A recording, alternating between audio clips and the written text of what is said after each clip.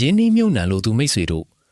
လွန်ခဲ့တဲ့နှစ်အနည်းငယ်ကထိုင်းနိုင်ငံကိုအာရှရဲ့နာမကျန်းလူသားလို့အမည်တက်ခဲ့ကြတာမိတ်ဆွေတို့ကြားဘူးမှာပါစီးပွားရေးနှေးကွေးပြီးပြဿနာတွေများနေတယ်လို့သုံးသပ်ကြပါတယ်ဒါပေမဲ့နှစ်ပေါင်း30ကျော်ထိုင်းမှာနေထိုင်ခဲ့တဲ့စီးပွားရေးပညာရှင်တဦးကဒီအမြင်ကိုပြက်ပြက်သားသားညှင်းဆိုခဲ့ပါတယ်သူ့ရဲ့အမြင်ကရိုးရှင်းတဲ့ယင်းနှီးမြုပ်နှံမှုအခွင့်အလမ်းတွေကိုထုတ်ပြနေပါတယ်သူ့အမြင်အရထိုင်းနိုင်ငံမှာအားသာချက်များစွာရှိပါတယ်ဥပမာဗဟိုအစိုးရကထိန်းချုပ်မှုနေတာကြောင့်စီးပွားရေးလုပ်ငန်းရှင်တွေလွတ်လွတ်လပ်လပ်လုပ်ကိုင်နိုင်ပါတယ်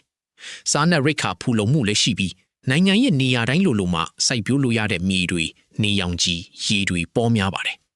ဒါအပြင်ဗန်လုပ်ငန်းကဏ္ဍကတောင့်တင်းခိုင်မာပြီးအခြေခံအဆောက်အုံတွေလည်းအထင်ကြီးစရာကောင်းပါတယ်ဒါပေမဲ့ထိုင်းနိုင်ငံမှာစိန်ခေါ်မှုတွေမရှိတာတော့မဟုတ်ပါဘူးအထူးကစိန်ခေါ်မှုနှစ်ခုကတော့လူဦးရေနဲ့လုံသားအင်အားနှီးခွေးလာတာပါပဲနောက်တစ်ခုကတော့စားသုံးသူချင်းငွေတွေမြင့်တက်ပြီး GDP နဲ့တန်းတူနီးပါးဖြစ်နေတာပါပဲဒီချက်တွေကြောင့်ပြည်တွင်းစီးပွားရေးဖွံ့ဖြိုးမှုနှုန်းက200%လောက်သာရှိနေပါပဲထိုင်းကုမ္ပဏီတွေရဲ့ဝင်ငွေတိုးတက်မှုနှုန်းကိုလေ့လာကြည့်တဲ့အခါပြန်မြ900%လောက်ပဲရှိတာကိုတွေ့ရပါတယ်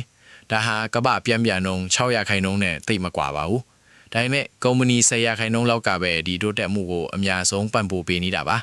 တင်းငယ်တဲ့ကုမ္ပဏီတွေအတွက်အမြတ်အစွန်းထက်ကြီးထွားမှုနှုန်းကသာပိုအရေးကြီးတယ်လို့သူကဆိုပါတယ်ထိုင်းစတော့ဈေးကွက်မှာစွမ်းရည်နဲ့ကုန်ကျန်းကဏ္ဍက15%လောက်ရှိပြီးအများစုကအစိုးရပိုင်တွေပါဘဏ်ကဏ္ဍကလည်း15%ရှိပါတယ်ရေနံဈေးတက်ရင်စွမ်းရည်ကဏ္ဍကအမြတ်ရပေမဲ့ဘဏ်ကဏ္ဍကစွမ်းဆောင်ရည်ကျဆင်းတာမျိုးတွေရှိတတ်ပါတယ်ဒီလိုနှစ်ခုကြားမျှခြေဖြစ်နေတာကြောင့်ရေနံဈေးတက်တာကဈေးကွက်ပေါ်ကြီးကြီးမားမားတက်ရောက်မှုမရှိတာကိုတွေ့ရပါတယ်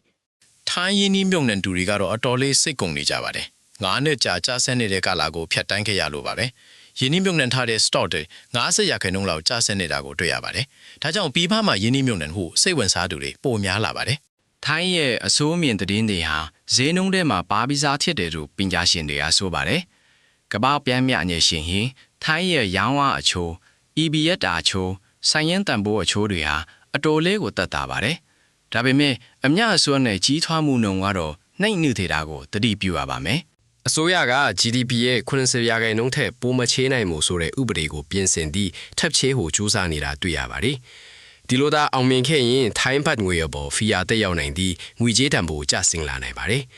ဒီလိုအခြေအနေတွေကဈေးကွက်ထဲဝင်ဖို့အခွင့်အရေးကိုဖန်တီးပေးလာနိုင်ပါတယ်ဒီတော့အဓိကမေခွန်းကတော့အစိုးမြင်သတင်းတွေအားလုံးဈေးနှုန်းထဲပါဝင်ပြီးစီးသွားတဲ့အချိန်ဘယ်တော့လဲဆိုတာပါပဲပညာရှင်တွေရဲ့အဆိုအရဒီချိန်ဟာမကြခင်ရောက်လာတော့မှဖြစ်ပါတယ်မိတ်ဆွေတို့အနေနဲ့ဈေးကွက်ကိုစောင့်ကြည့်ပြီးရင်းနှီးမြှုပ်နှံမှုစော့တင်စဉ်းစားသင့်ပါပြီ